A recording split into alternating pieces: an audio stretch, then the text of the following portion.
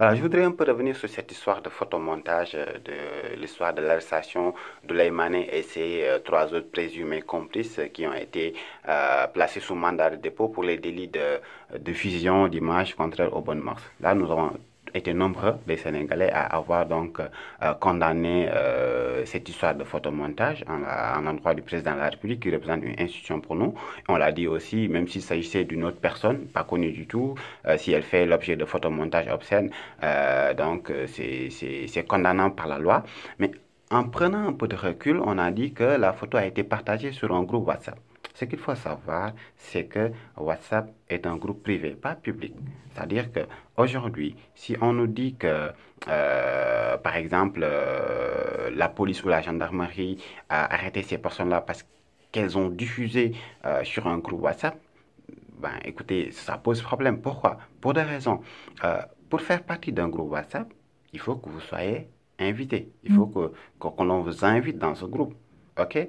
Ou bien, tout simplement, si vous êtes invité dans ce groupe, vous ne voulez pas y rester, vous allez quitter ce groupe. Donc, une communication dans un groupe WhatsApp reste une communication privée. Et là, il y a une loi au Sénégal qui protège la confidentialité des communications de la même manière pour Facebook. Si, par exemple, quelqu'un, pour voir ce que vous partagez sur Facebook, il faut qu'il soit votre ami. C'est-à-dire que si quelqu'un veut devenir votre ami Facebook, il faut qu'il vous envoie une demande d'amis que vous acceptiez, ou bien que vous-même vous envoyez une demande d'amis à une personne que cette personne-là accepte. Maintenant, vous pouvez partager une information, un contenu en limitant l'accès. C'est-à-dire si vous dites que ce contenu-là ne sera accessible que par mes amis virtuels, bien sûr, mais mes amis en tout cas, cette communication-là reste privée. Maintenant, vous pouvez bien entendu partager quelque chose sur votre mur en mode public. Moi, je le fais très souvent en partageant des contenus, mais publics. Là, tout le monde a accès. Cette communication-là, elle est publique. Si je publie quelque chose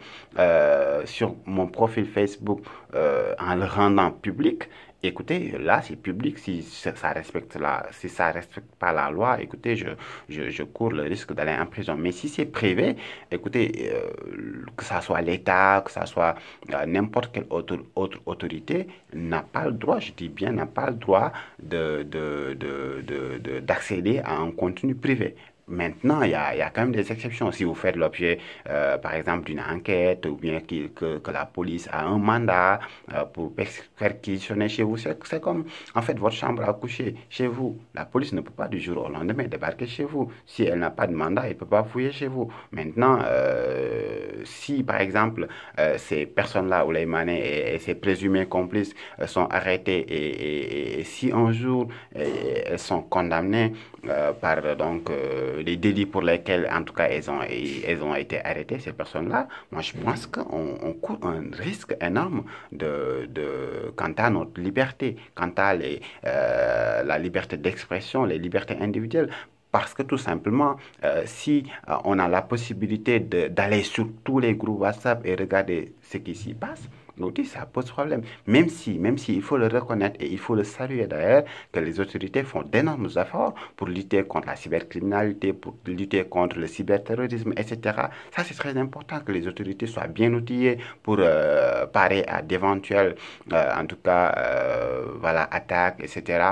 Mais il y a quand même certaines limites. Il faut que les gens aient la possibilité de communiquer en toute confidentialité, en toute sécurité. Je pense que si cette condamnation devient une jurisprudence, moi je pense que les Sénégalais courent d'énormes et je dirais même que la moitié des Sénégalais peut aller en prison tout simplement parce que l'autorité a interprété la loi comme elle veut et puis voilà quoi, ça pose problème. Moi c'est ça mon inquiétude et c'est pour cela que je milite en la libération de Oulay Mané et de ses trois présumés complices. Moi je pense que si c'était pour donner un signal, si c'était pour montrer aux Sénégalais que la loi est là, elle peut être appliquée dans toute sa rigueur. Là, je pense que la leçon est sûre maintenant. Les gens ont compris qu'on ne peut pas faire du tout et n'importe quoi. Et je pense également que les gens sont des victimes. Nous sommes tous des victimes de la technologie. Nous l'utilisons comme on veut, sans savoir où s'arrêter, sans connaître toutes les limites, je dirais. Et moi, je pense que l'État, son rôle principal est de former les citoyens et de les sensibiliser et de leur expliquer